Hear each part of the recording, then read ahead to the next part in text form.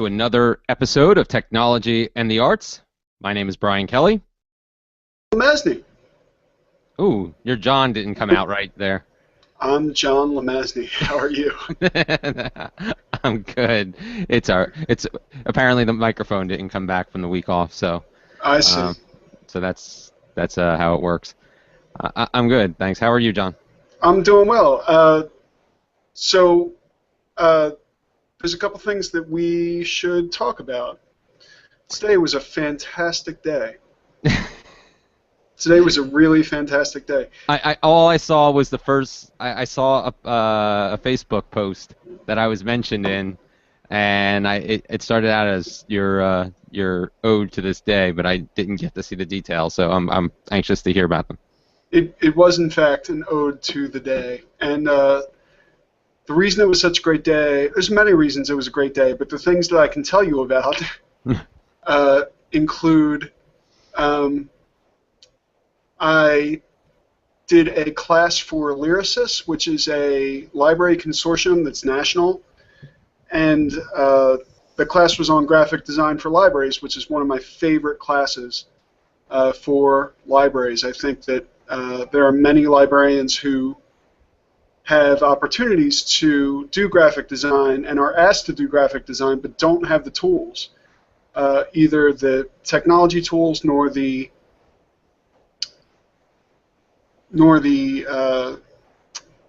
specific tools, Inkscape, etc. And so this class is a great opportunity. It was 4 hours over 2 days. Tomorrow's the second class. And we go over font choice and color choice, and we go over shapes and line, and we go over layout, and we go over format, and we go over all these things. It's a crash course in graphic design for the non-designer. And as a result, it is just, I think, incredibly valuable, both for me and for participants. And I thank Lyrasis for the opportunity to do that class. And then tonight, I started my Media for Organizations class for the Master of Arts in Organizational Leadership, which is the class that the course set that I took to get my master's. And so this is a new venture, different than the one that I did before when I was teaching for Rider in the same program, and met a great bunch of people. I was under the impression there was just going to be a few people, like 6 or 9, and it turned out to be a whole room of people. So particularly excited about that, and we spent some time learning about WordPress, because that's the main way that we share information. And of course, you're familiar with WordPress, and I'm familiar with WordPress, but I'm always amazed about how little people know about this platform unless they have been specifically asked to use it. Mm-hmm. So, and just to point out, we'll be talking more about WordPress later, thanks that's right. to a question that I had in a professional capacity that I asked you. So. Yeah, I'm excited about that, because I think that you found some solutions, and I have my own solutions, because I have to create development sites all the time, because I develop for a living. So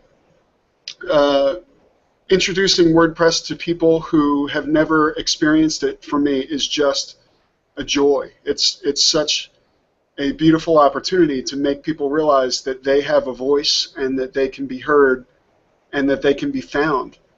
And one of the most interesting questions that came up tonight was, how do I find somebody else? Like, how are people going to find me? And I said, well, after you start to post, all you have to do is type in your name, and you'll be found, Mm-hmm. And they were like, wow, really? And I said, sure. Have you ever, Googled yourself? And they were like, no. I was like, you ought to try it. It's fun. There's our 6-second edit. Yeah, so there was that, and yeah, so it's just been a really great week, and we're going to talk a little bit more about Evernote later, because I'm giving an Evernote class at Princeton Public Library tomorrow, and it's just a great time. It seems like, in retrospect, the summer was so quiet, And quiet for me right now is kind of frightening because I'm an independent contractor. Hmm. And it's not quiet anymore. It's like September roars, man. Absolutely. Yeah, yeah, and I'm kind of in the same boat with so. uh, but yeah, I've been really busy myself. But anything else you want to discuss? No, I really want to hear what you have to discuss. Well, where you mentioned before, you mentioned the things that you could talk about, um, and I have to be somewhat vague about this because details haven't been announced yet. John knows a little bit about it, but as viewers and listeners may know, I've been uh, I've been talking about playing accordion on a cover of Yoko Ono's Silver Horse that my friend Christian Beach has recorded for Main Man Records. They're putting out a tribute album in the fall, possibly at the end of this month, maybe next month. They haven't announced a firm release date on that yet. But in the meantime, Christian has been asked to play at a very special event taking place in October. Unfortunately, I can't provide any more details than that because it hasn't been publicized yet. But he is going to use the band, so that includes me. So we are going to be playing the song, just that one song, Silver Horse, at this event in October, unless something falls through. But as far as Christian is aware, that is happening. So when information about that event and the album, when that's released, I'll be able to share more with you. And I'm actually going to hopefully get Christian on a test hangout tomorrow night, Wednesday night. Really? Not a public one. Just Are we just gonna record it?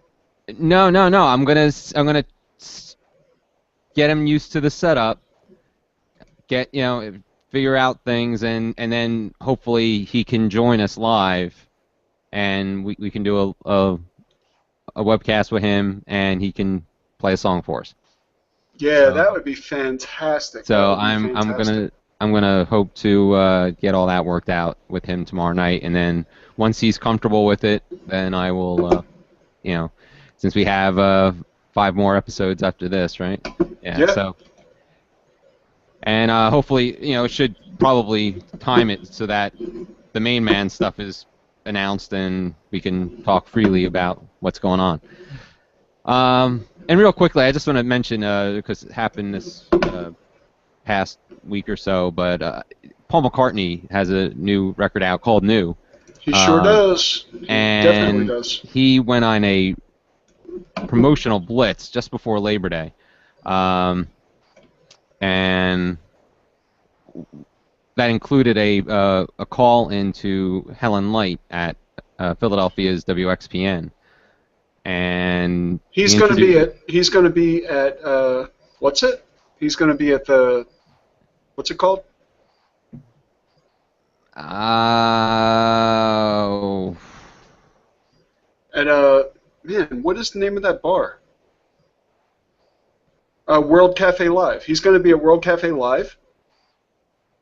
Not that I'm aware. Not that I'm aware of. I thought you were going to tell me he was coming to Philly to do a show at World Cafe Live. That would be the most epic thing ever. Yeah, no. Yeah. That would be like Woody Allen coming to Princeton. Oh, yeah, that's right. That is happening. Woody Allen is going to be speaking at Princeton, and I would love to be there, but it doesn't seem like tickets are ever going to reach the general public. But anyway, that was just announced today, I guess. Anyway, back to Paul McCartney. The new single is titled New. It's bouncy. There's more than a few hints back to his days with the Beatles. And as they were playing this song, and after he did this interview with Helen Light from XPN, I want to give Paul McCartney credit somewhere, and I guess this is the best place to do it. So wait a second. You've listened to the new album. I've listened to the first single, the title track. There, I've heard that title track, and I think one other track. I thought they were beautiful. I think it might be the best work he's done since he was in the Beatles. Well, or Wings. I mean, remember he did a lot of good stuff with Wings too. But Yeah, I mean, I was never sold so much on Wings. I was more sold on the Beatles, and I feel well, like obviously, but I mean, you're talking like here was the ultimate music, and then you had Wings, which was awesome. And I mean, it was still, there's the scalability is a little different than most musicians. yeah, yeah, it but is.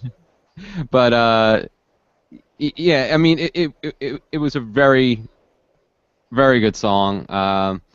And what struck me was that he's 71 years old, and the fact that he is still inspired to get up and write and record new material, and you know, and like we were just saying, some may say his new stuff doesn't hold a candle to his old stuff, but I think that's just a matter of context. I think that this album speaks to his old stuff. Yeah, well, I really do. well, I mean, I think the thing that people don't understand is that that anything he puts out now is never going to hold a candle perception-wise to the stuff he did with the Beatles, Wings, and his early solo stuff, because we've had years and decades to consume every note and essence of those songs. I mean, we're always going to give them more weight than the newer stuff. But we have had years to consume those songs because they are worth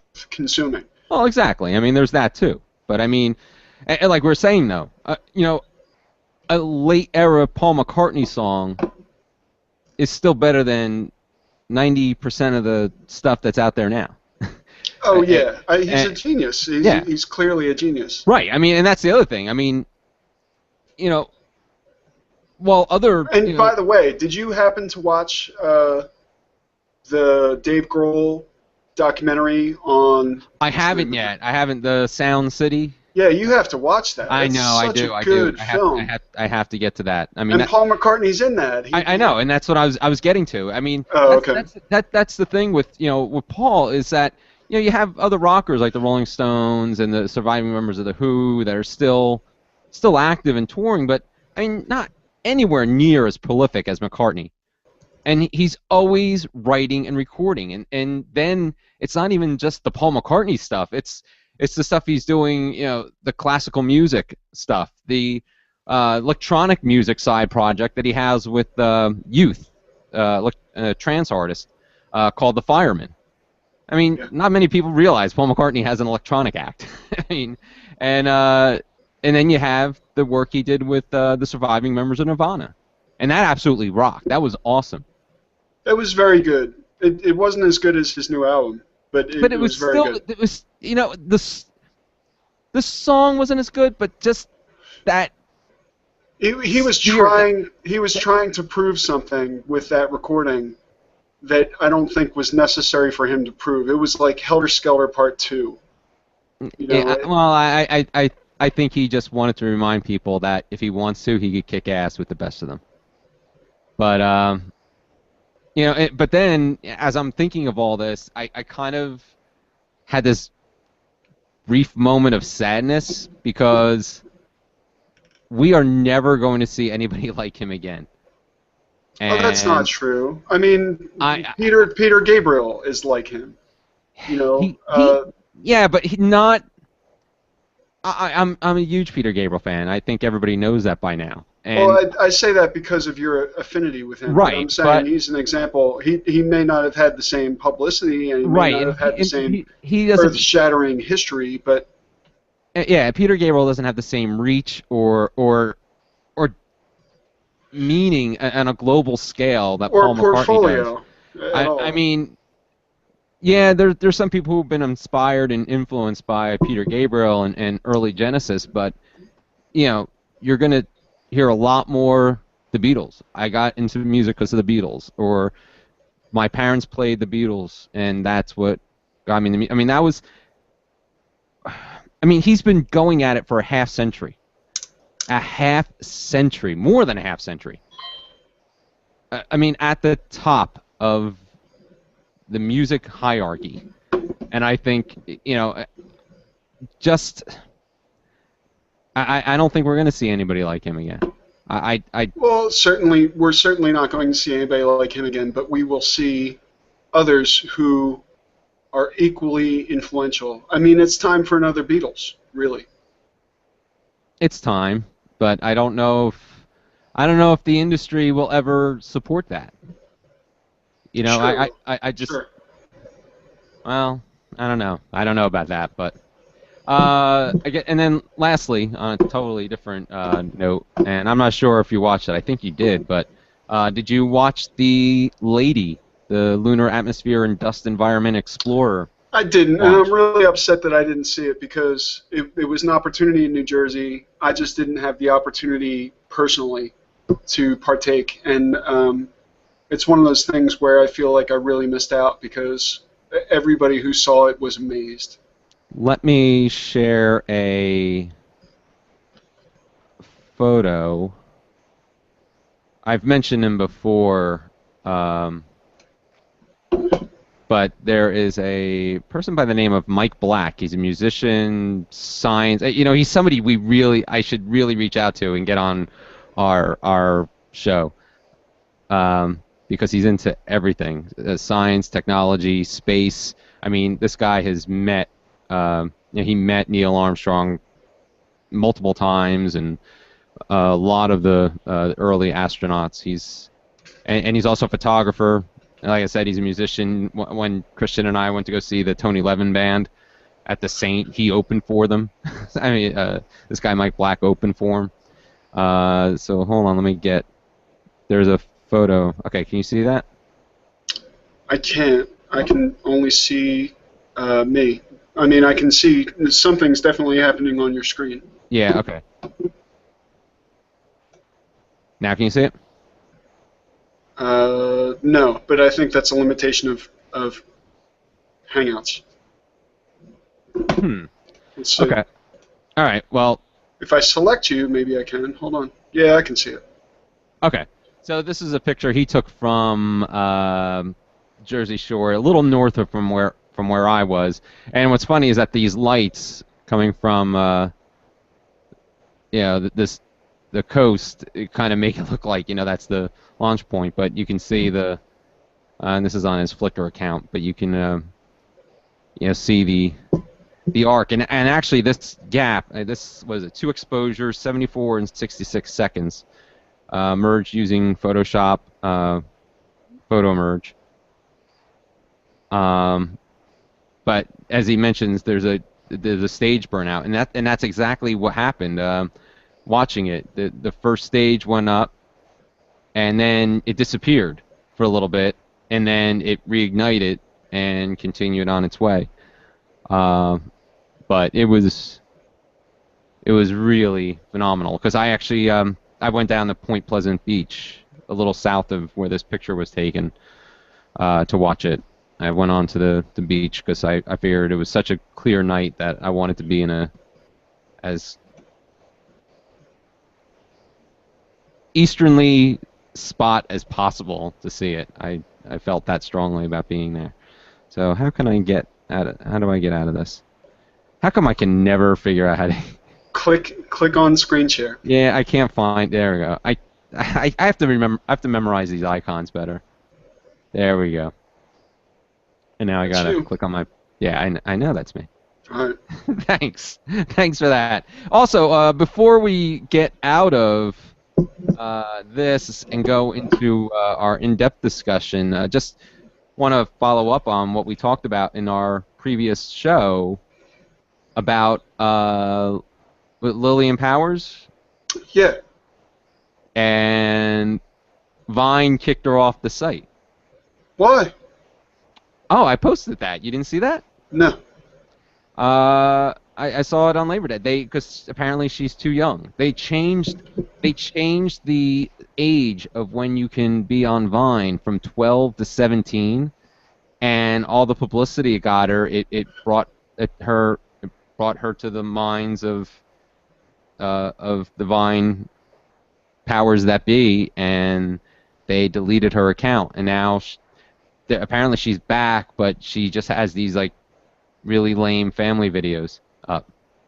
That's really amazingly short-sighted. Yes, it is, and there was been a lot of uproar over the over that deletion of her I account. mean, because who's doing this but those people? Who's doing this but the younger generation? Right, right, and I'm this was, I think, just before. I think I noticed this as we were driving down to the shore last weekend. So was that last weekend? I don't even, whatever Labor Day weekend was. So yeah, it was right after we did our show. Um, Even I think right after I put the podcast up on Friday, I saw the story that they took her off Vine, but I haven't checked back in to see if her account's been reinstated yet. That's amazing and sad. I mean, there's Yeah. plenty of other content, you know, Yeah. but Because I was wondering, because that next day or whatever, I was going. There's like this site that compiles Vine videos from certain users, and it puts them into like these thumbnails. And I noticed a lot of the videos were missing, and apparently the data was slowly getting deleted from the servers or whatever. So, all right. So I just want to mention that before we proceed. So John, what do you want to talk about in detail this week? so the first thing I want to talk about is Evernote, and the reason that I bring it up is because there is an opportunity for me to teach Evernote tomorrow at Princeton Public Library. And for somebody who's not initiated, it's kind of hard to describe how encompassing Evernote is. And Evernote exists on the web, in your browser. It exists as a standalone desktop application, and it exists as a mobile application, right? So you can install it on your tablet, install it on your phone. And it allows you to capture video. It allows you to capture screenshots. It allows you to capture notes. You can just type. It allows you to capture your voice in audio form or in interpreted form, depending on your platform. It allows you to capture web pages, not only screenshots of your entire screen, but web pages as well. And as a result, you have the opportunity, you have a platform essentially to capture things in concert, in context of some particular folder. And so let's say that you're doing research on design. You might, as you navigate the web, come across something that's interesting from a design standpoint and decide to throw it into Evernote. So, and there are many easy ways to gather content from other websites and bring them into Evernote, including automated. If you're familiar with IFTTT or if this then that, you can use if this then that to automate certain actions. Like you can say, anytime I create an event with Brian Kelley on my calendar, automatically save it to my Evernote.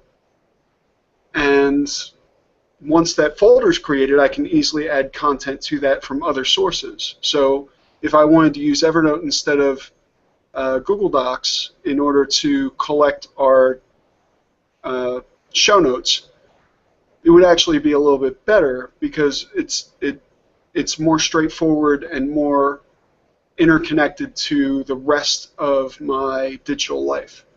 Whereas Google Docs, I have to do some work in order to bring a photo in. I have to do some work in order to bring in a recording of my voice. It's not built into the system, whereas with Evernote it very much is. So I have this opportunity to introduce people to that system, and I'm really excited about that. But if you've never heard of it, or if you don't use it now, or if you've maybe downloaded it and not used it, I want you to give it another chance and really consider how it differs from other services. Not to mention, there are add-on applications like a recipe app and the screenshot app that really enhance its functionality and make it truly beautiful. I also wanted to say that I recently made some technology purchases because more so than anything, I just got a business account for my business, and it turns out that with my bank, if I don't make at least 3 transactions in a month, I get a $15 charge. So I went ahead and decided on some purchases that I had been waiting on, and that is the Nexus 7, the new Nexus 7, because my old Nexus 7 had been cracked. I got it. I love it. I have a few problems with restarting, but that restarting suddenly went away after a recent update, so I'm holding off on my complaint about that. I also desperately needed to replace my phone. I had the Galaxy Nexus S, which was a beautiful phone in its time, but it's predecessor to both the 3 and the 4. And I've always been intrigued by the Nexus 4, the 4-inch phone from Google and LG. And the price was recently dropped in advance of what everybody seems to think is the Nexus 5. And I imagine that will show up soon. But in the meantime, I needed a new phone because it just was not working. My Nexus S was extended to the point of distraction. I would have to wait seconds for things to happen on my phone. So I got the Nexus 4, and it is just a beautiful phone. They reduced the price to $199 for the 8GB version and $260, I think, for the 16GB version. I went ahead and got the 16 gig, and I'm not looking back. It's such a fantastic phone. It's such a beautiful phone. I recently got my Chromecast, which works very well with these two devices. The Nexus 7 and the Nexus 4 both send YouTube content, Google Music content. I've left Spotify for Google Music, and also Google Play Store content like movies. And more apps are on the way. As a matter of fact, one of the apps that I use more than anything on my tablet and on my phone is an app called Pocket Casts.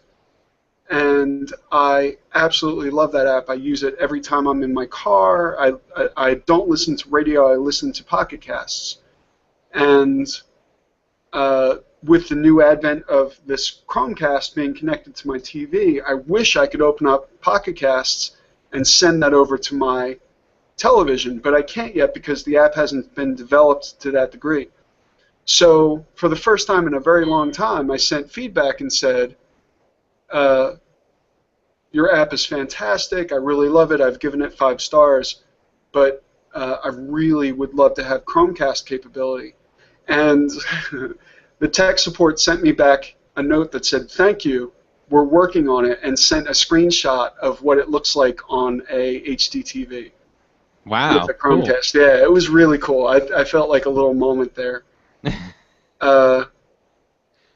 And the other thing that I wanted to bring up... Maybe they knew you were a former top 50 or something influential person in open source. It's very possible. It's not an open source app, but maybe they knew. I just wanted to bring that up again. Oh, I appreciate that.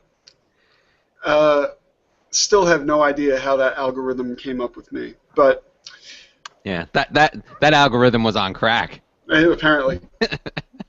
And then the other thing that I wanted to mention was that YouTube is pretty quickly killing video responses, and it's one of those options that I always saw because they used to advertise it really heavily. You would watch a video, and right underneath of it would say, do you want to offer a video response? Right. And I always thought to myself, I couldn't possibly. I couldn't. But apparently, many people have built their YouTube reputation based on video responses because they used to go right to the top of the comments section. and sort of exceed all of the motion of the text-based commenting section. And I'm not sure exactly why they're killing it. It seems like there's a lot of backlash from YouTube lifers who saw this as a great opportunity to get involved with the community and to make connections with people and make friends. So I think that they're probably going to substitute something else, like create a hangout based on this video or something like that. But I was a little bit sad to see that, because by the time I found out that it was useful, it was gone. So maybe we should have been doing tech arts responses to videos, or something like that, in order to gain a new, different kind of audience. But or we could have did the show separately, where you did your video and then I would have responded. Something. We're gonna do like 5 million different formats of this show. At some point. I gotta say, Brian, I must say, the Vine cut of our last episode is the most epic thing we have ever done. I really want to put in the line where you say, we have moments of genius, but it was like 2 seconds too long. I couldn't get it in. Maybe we moved to Instagram, but I loved what you did, and I wanted to say very publicly, thank you so much. That was beautiful. Thank you. You should also be thanking me for taking the little cell phone incident out of the episode cut. You did. You took out the cell phone. Podcast. You definitely bleeped out all of my expletives, and I apologize to everybody for that, but I was really very excited about that topic, and still am, and we're going to talk about it. But yes. I will try to keep the bleeps to a minimum.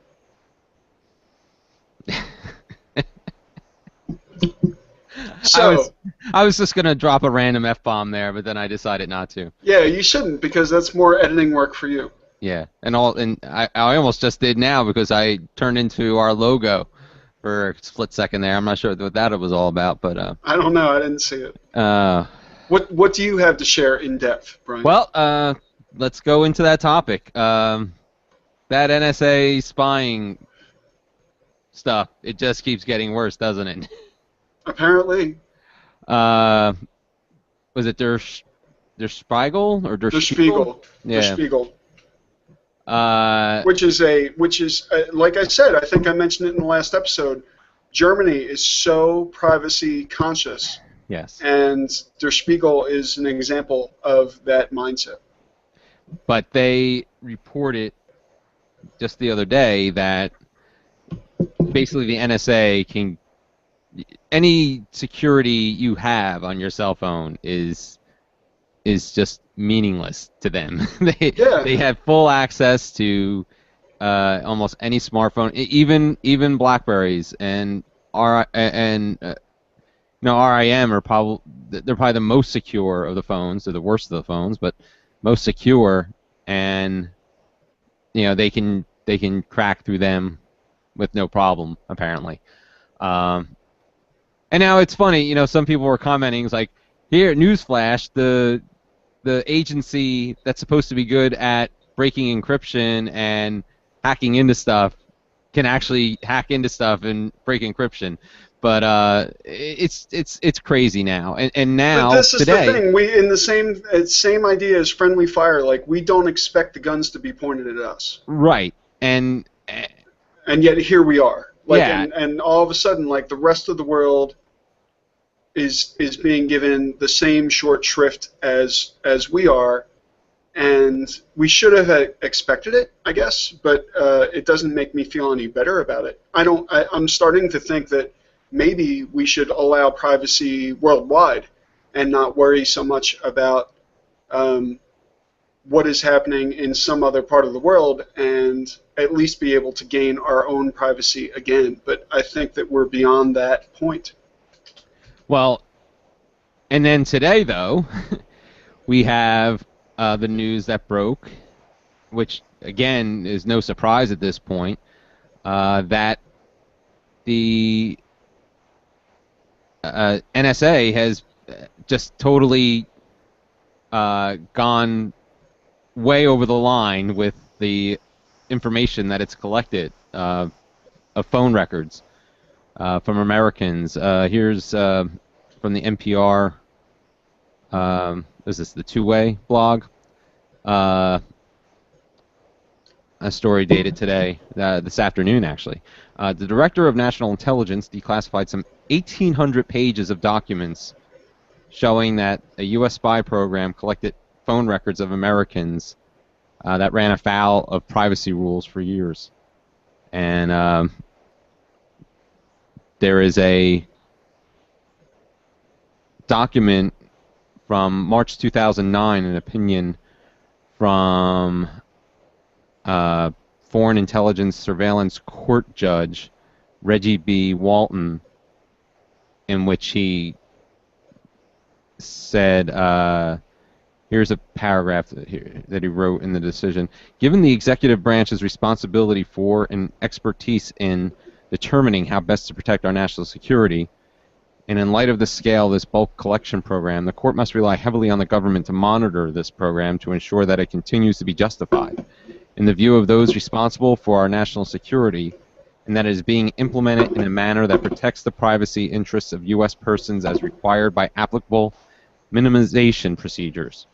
To approve such a program, the court must have every confidence that the government is doing its utmost to ensure that those responsible for implementation fully comply with the court's orders. The court no longer has such confidence. And after that opinion, the court required the NSA to seek individual approval every time it wanted to query phone records databases, but apparently that has been happening. So it's really, this isn't good. It really is not good, and it just keeps getting worse. I mean, at the beginning, I wasn't so annoyed by it because I kind of expected it was happening, but the fact that they are just, have total disregard for any protocols that they're supposed to follow. It's one thing to have the program; it's another to flaunt it and just say, "Screw it! We have this power. We're going to use it. And screw everything that we're supposed to follow." It's just a really depressing story. It is, and it's like, I guess we should not have been surprised, and yet I still am. There are certain institutional practices that we have come to expect that we are about to lose, and it's going to change our society to a much worse state than we even argue and complain about now. Yeah. I don't know, and even more depressing, the new iPhone announcement. I mean, come on. There's a lot of plastic in those phones. Like, what? I don't understand that move. That does not seem like a very smart move for Apple. And I haven't talked with anybody else about this. I've tried to stay very neutral. What are they doing? That is not their market. But people are excited about it, and I just don't understand. People are excited about it because all of a sudden the iPhone is affordable, but it's really not, though. I mean, it's not.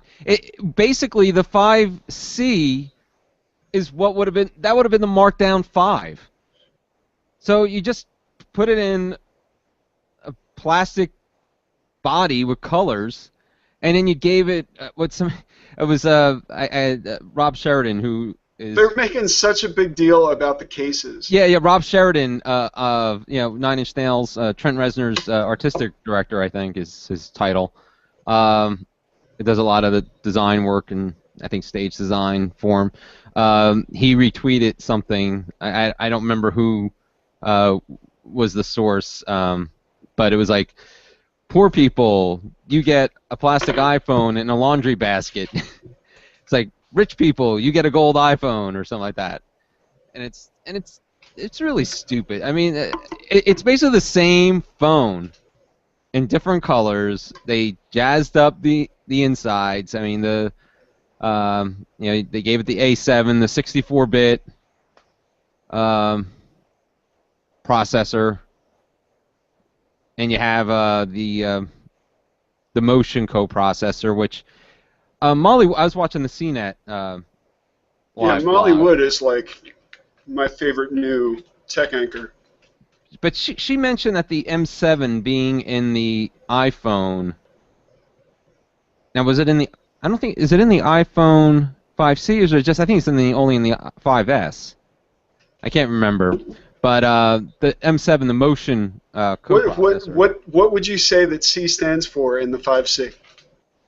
Yeah, oh yeah, they were asking. Uh,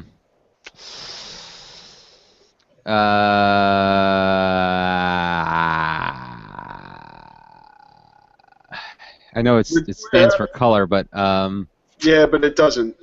I mean, in a way, it stands craptacular? for cheap. Craptacular? There was a joke on Twit when they did a live stream of, like following the announcement, and somebody said, "I think C stands for kids." You know, Yeah, I mean, I don't see. I mean, I think the new OS is a vast improvement, but I don't see. why is that? Why do you think that the new I think it's OS? cleaner. I hate it. The skeuomorphism stuff. That was just terrible. I it just looks, and from what I've heard, people who've used it, they say it's a much better uh, experience than the iPhone had become. I mean, it just reached the very dated point. People take a very strong standpoint against skeuomorphism, but there is a beauty to that, and I don't experience that in Android. Every interface of every application that I encounter is slightly different, and sometimes it might be nice to have something replicate the physical experience of that item. And I understand the logic of that, at least. Uh, it seems like this is a departure from Jobs. It seems like this is a step away from the way that Jobs would have done it. Yeah. The one thing Molly Wood mentioned, though, was when they talked about the M7, the motion chip, was that she thought that this meant that they were not going to come out with a smartwatch that the media has dubbed the iWatch.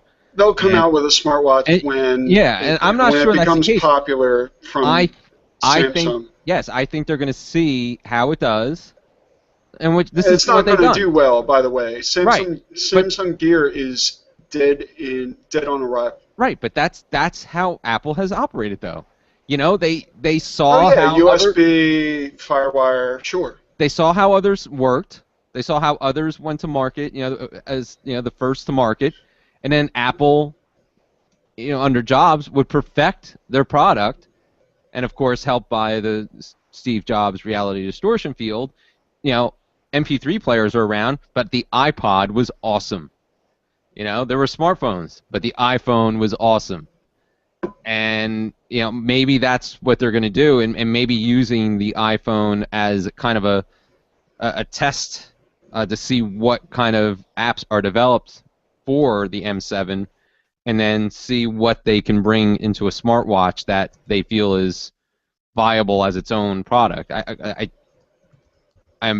have to think that with the Fitbit and things like that being so popular in the fitness thing, I mean, a watch makes much more sense than lugging around a gold iPhone on your arm or whatever. That So does seem kind of silly. I still think the watch is part of Apple's plans, but I just think they felt it wasn't the right time, and they're going to let others try it and fail, and Well, then they they already will. have the Pebble. I mean, they don't, but the Pebble exists, and I think that seeing what the success of the potential of that is. But these devices, from the spec perspective, are ridiculously underpowered. You know, the Samsung watch has a 10-hour battery. How would you like to wear a battery that lasts for 10 hours? Yeah, yeah, it's If it doesn't last you the entire day, right, right. what? How are What you good is going it? to use that? Yeah. I have no idea. Yep. What good is it? But yeah, the phone, the iPhone today, I just a giant meh.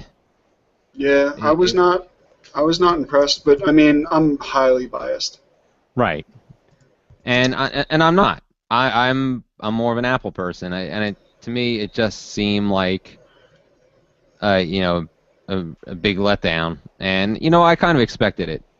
There were some people thinking that the C, and Molly Wood and the CNET crew talked about this, that there was speculation that the C could just mean China, and that they were going to announce that the whole announcement was going to be that the phone was only going to be available in China. That wasn't even going to have a U.S. Um, market, be in the U.S. market, and be like, that would have been really weird. Well, But I mean, wasn't it kind of weird that they only did the live streaming to yes, Germany? and that's when I started thinking, wow, maybe they're right. Yeah, Seriously. it was weird. It was very weird. But yeah, it was not. Today was not one of Apple's shining moments. Although Elvis Costello to close out the event was pretty cool. I mean, obviously I didn't hold on to that point, but I didn't hear, but and he kept playing apparently. He played longer than any closing act in Apple event history apparently. He just wouldn't stop. well, he's a class act for sure. So, all right, so let's move on to my last thing for our WordPress discussion since it's getting late. And just something that's kind of interesting to think about. I mean, it's again, it's more of a theoretical thing, but this technique that's being used at the Van Gogh Museum in Amsterdam, which has partnered with Fujifilm to produce three-dimensional reproductions of his masterpieces. And they're these extremely high-quality replicas that are going to cost, $29,000. Obviously, much less expensive than an original, but still, it's a pricey duplicate. But what this article, and this is from provided by Business Insider. I saw it from the Seattle Post Intelligencer, which repurposed the article. It kind of posits the concept that as technology advances, and you have 3D printing technology, what if you are able to make a molecular copy of an original work of art? Because if you make it molecularly the same, and carbon dating can't differentiate, what does that do to the value of the original work? And how would you be able to track, over time, where the original is if you have molecularly perfect copies of that original piece of work? And obviously, we're not at that stage yet, but considering, we're now able to print out a gun, which seemed like ridiculous 5 years ago, it's an interesting question, whether what technology is going to do to the value of masterpieces, classic works of art, if we're able to get to this point where we can make perfect molecular replicas of classic pieces of art. And I think that artists will react by making harder things to replicate. So, right, but I mean, but the pieces that they're work, that they talk about are things that have already been done, and those artists are dead and yeah. gone. I mean, what, like it says here, a replica, even one that's molecularly perfect, would lose its value because it could not be confirmed it was created by the original artist. But works that can be proven authentic will retain their value. But let's say, for the sake of argument, that someday the technology is good enough to replicate art at the molecular level. Assuming the high-tech replicas would beat carbon dating, then the work's history of ownership would become the key factor in determining market cost. Well, it's interesting. What it might do is have a backlash against this superlative handling of post-mortem work. It's like, why not have an artist be recognized in their life when they can point to a piece and say, yeah, that's mine. I did that. Right. Well, unfortunately, Van Gogh can't do that anymore. No, but maybe that will greatly devalue his work, or a Jasper Johns or a Rothko, where it just becomes about, in the same way that many people see a print of a Van Gogh as the equivalent to owning the original for whatever. $29. This will further confuse that idea that the original has as much value. But I think that that's happening with music, certainly, right? If we buy a CD and we rip it and we get the MP3, or if we get the MP3 from a torrent, what is the difference? How is that differently valued? And then what happens is you prefer to be in front of the artist while they perform, and you would pay substantially for that. But no longer is it especially important to listen to a record album, an MP3, or a CD, because they are all essentially duplicates of the same experience. With all due respect to audiophiles who would say that an album, has this physical groove to it that can't be replicated. Yeah. Oh, that was weird. Sounded like the computer from Mustache Fingers. Yeah,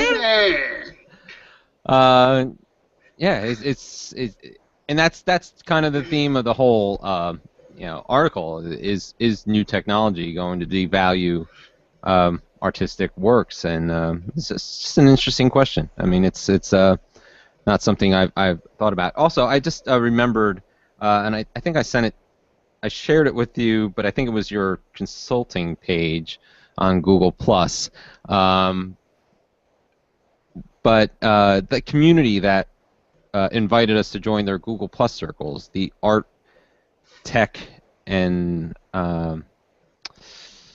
environment. Now I can't remember what it's called.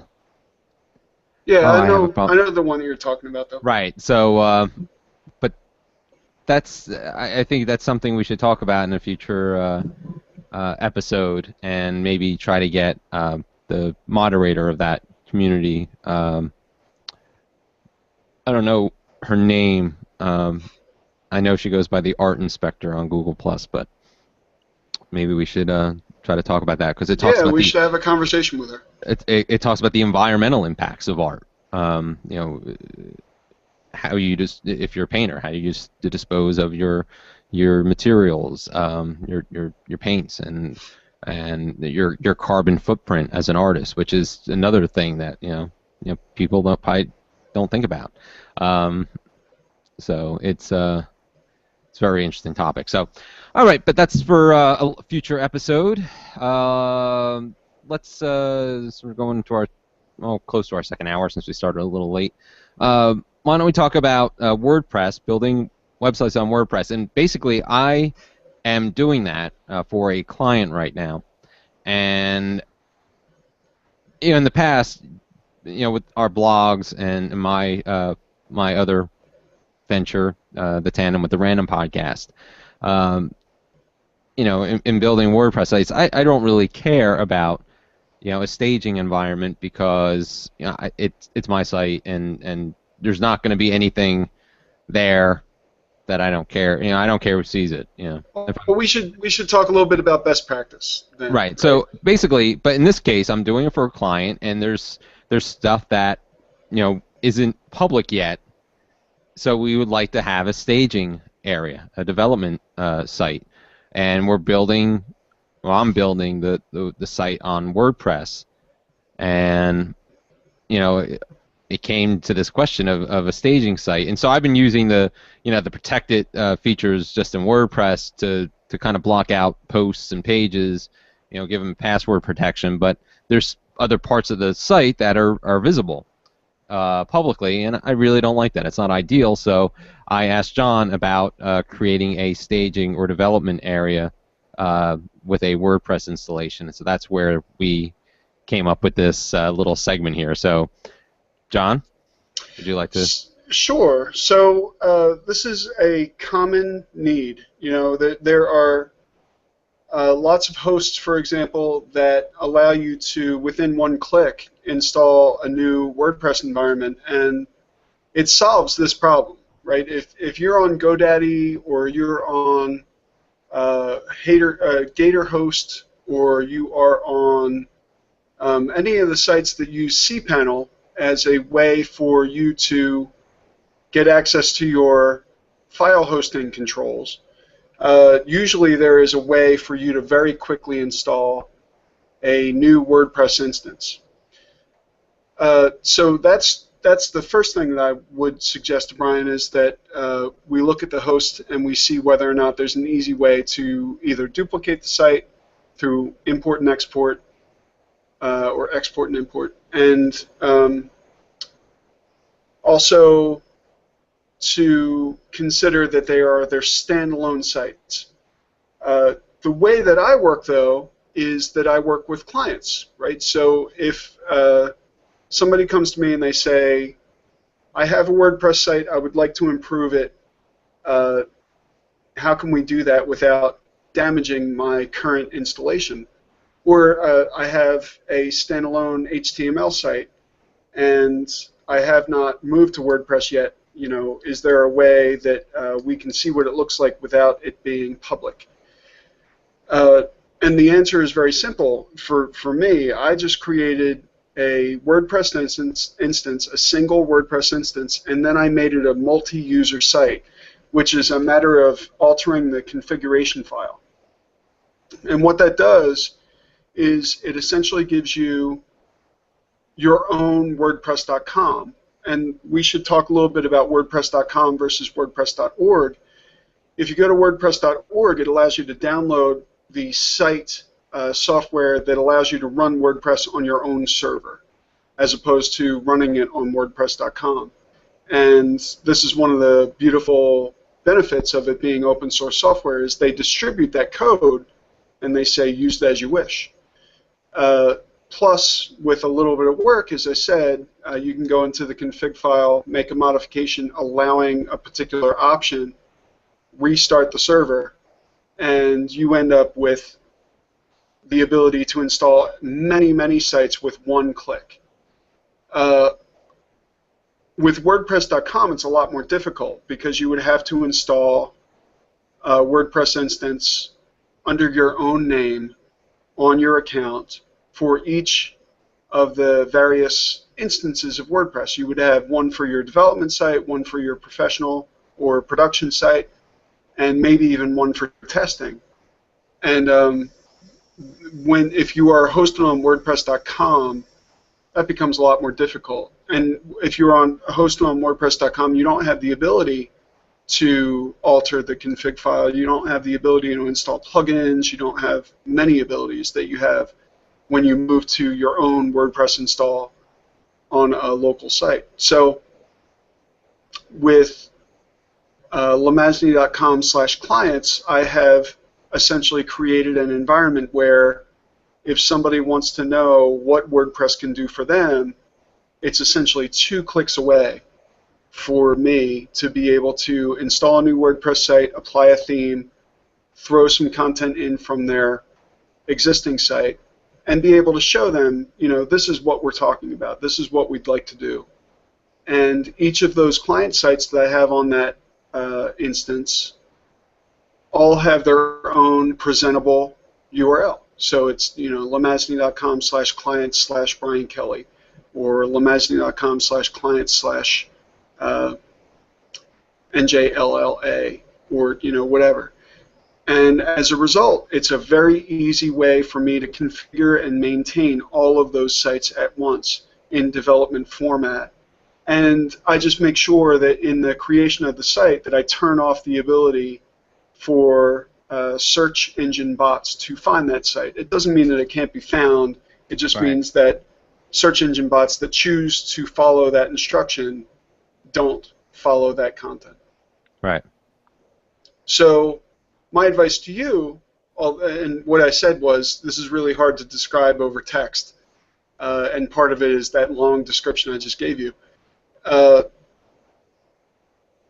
I personally, if I were you and you're doing this work on some regular basis, install an MU site, install a network on WordPress, and then it makes it very easy to duplicate or to import, export, or to create new sites really at the drop of a hat and be able to develop them independent of their original location. Right. Well, this is just for one client, and it's a site hosted by GoDaddy. So you should probably go into cPanel. Mm-hmm. You should create a new WordPress instance, give it a subdomain, and develop it, in some privacy. You can either block the directory, or you could use WordPress's built-in functionality of quote-unquote blocking search engine bots. Mm-hmm. And I also would suggest, because I've run into the problem before, of turning off comments immediately. Yeah, right. I have done that. Yep. Yeah. Yeah. There's no. The global setting is no comments. I have the box checked to block. Well, to those that follow the rules, like you said, I have the box checked to hopefully prevent search engines from finding it, although they can. Yeah. So I was just trying to figure out. The only other thing is, like, you're talking about this one client, but as far as I'm concerned, you're never going to have just one client. Somebody else is going to find out that you do this. They're going to ask you to help them, and instead of you setting up an entire new WordPress instance, although this sounds like it's maybe not your hosting that you're paying for, it should be hosting that you're paying for. Setting up a multi-user or network interface for WordPress is a very simple thing to do and saves you a lot of trouble in the long run. Well, maybe we'll hire you to all right, get that all set up for us. Hey, there you go. LeMasney@gmail.com. Yeah, but for this purpose, it's a real bare bones. They're trying not to spend a lot of money on this, so that's why they went with us instead of. They asked me, can you do this? And I'm like, yeah, it's the site itself is simple, but I was just trying to come up with this staging development. So I'll. Does that make sense to you though? For a solution? And that's basically what I've been reading. I mean, I was trying to come up with something a little simpler. I know I mentioned to you Instant WordPress, which is apparently it's a version of WordPress, a WordPress engine that you can put on a USB drive. Yeah. And it runs its own Apache server, PHP server, SQL server. So I was going to export the site and basically have the contents with Instant WordPress in a directory and put it somewhere and it would just be a local experience, but it would that would definitely protect you against somebody from finding it, but it wouldn't give you a lot of functionality. Yeah, it would give you so much work to do comparative to just a one-click install on one of these services. And if you're already on GoDaddy, just use their one-click service, because also part of it is that particular experience with GoDaddy is going to be more realistic to the end viewer. Right. They're The one going to thing go to their domain/test or whatever. the one thing I haven't been on GoDaddy's interface cPanel. lately. Yeah, the cPanel, because lately, because apparently after I did this, they changed their site. I mean, I used to know it like the back of my hand, and just the other day they changed, and they sent out an email to users notifying them, but they changed the site, and it's not, I used to know where to find something, and it's not operating the way it used to. So I have to, figure all that out too. I haven't really. I spend more time on the WordPress end, but I haven't. I looked at GoDaddy, and I'm like, oh, why they change this now? I don't need this. Welcome to consulting, Brian. Yeah, so I went back to WordPress, and so now I'll maybe after we're done here, I'll go check out the cPanel. And but I mean, even if this is just one instance where you feel like that this might not happen very often, it's not going to hurt you to go on your own domain, install a WordPress instance, and make it a network site, and then you can collectively manage all of the plugins, all of the themes that you use, all of the everything. And in the event that you want to have a nuclear option, you can very easily just delete the whole thing. Right. Okay, that sounds cool. I'll give that a try. Not the nuclear option, but everything else you said before that. Good. It seems. So okay, and if anybody wants to install a WordPress site, I mean, John is the one to talk to about that. I would love to help anybody to get involved with WordPress, and I'm doing that right now in classes, and I'm going to be doing that with Princeton Adult School a little bit later this month. So if you're interested in WordPress or Drupal or web development in general, and you're looking for some help with that, I would love to help you. Excellent. And now, before we go into our closing comments here, one final screen share, because this was announced a few hours ago at midnight UK, but there it is. I don't see it. It's coming. Oh, there it is. Wow. The epic poster for the Doctor Who 50th anniversary special, which received the name today, The Day of the Doctor. And who's the dude in the middle? That is John Hurt. Wow. Playing a version of the Doctor, and those are all flaming Daleks, wreckage of Daleks behind him. So what everybody is speculating is that, and from what it seems that this is what happened, is that John Hurt will be playing a version of the Doctor. Since it came back in 2005, there's been this reference to the Time War, this great Time War between the Time Lords, the Doctor's race, and the Daleks, these metal beings with these creatures inside of them, these mutations. And in David Tennant, who's on the right, who played the 10th Doctor, Matt Smith is on the left. He's the current Doctor, the 11th Doctor. In The End of Time, which was David Tennant's two-part swan song as the Doctor, the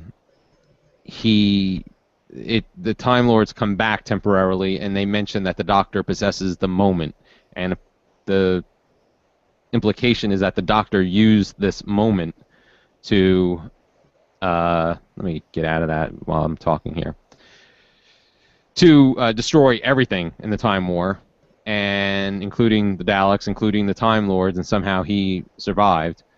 Uh, and it's always been assumed that there was an eighth Doctor played by Paul McGann, and then the show came back. It was the ninth Doctor, we thought, played by Christopher Eccleston, but it now Who was becomes a apparent. great doctor, by the way. Yes, yes, he was, and it becomes apparent now that there was a incarnation in between that was John Hurt, who may have been the one who pulled the plug on the moment and ended the Time War, and because there was a kind of an allusion to that in the season finale, the last season's finale, that the reason why the Doctor considers himself the 11th Doctor was that the Doctors since this mystery Doctor have kind of disowned him as being the Doctor because he did not act in the name of the Doctor.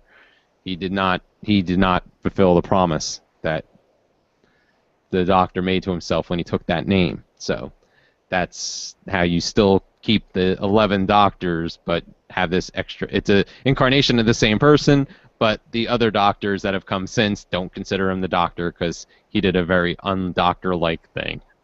So that's how, and that's where we are with the 50th anniversary special. And the BBC announced a whole bunch of special things that are going on today, or not today, but over the course of the next few weeks.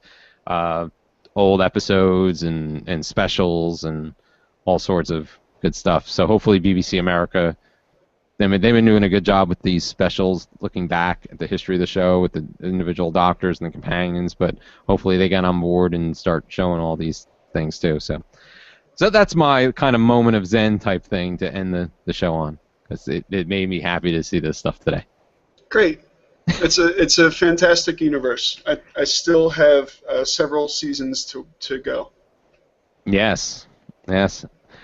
All right, so let me get back to my outline here so we can wrap this up. But I guess that concludes this episode of Technology and the Arts. Thank you for watching, and for those podcast listeners out there, when this goes to podcast, thank you for listening. Remember to visit us at technologyandthearts.com. Visit our Facebook or Google Plus page. You can follow us on Twitter at tech_arts. Our YouTube channel is at youtube.com/technologyandthearts, and feel free to look for the podcast with your favorite podcatcher. Oh, and by the way, Pocket Casts, as well as Dogcatcher, both allow for search of available podcasts, and because our podcast is in the iTunes Music Store podcast set, which feeds into those search engines, chances are you can find them in most popular podcatcher search engines. Yes, that is correct.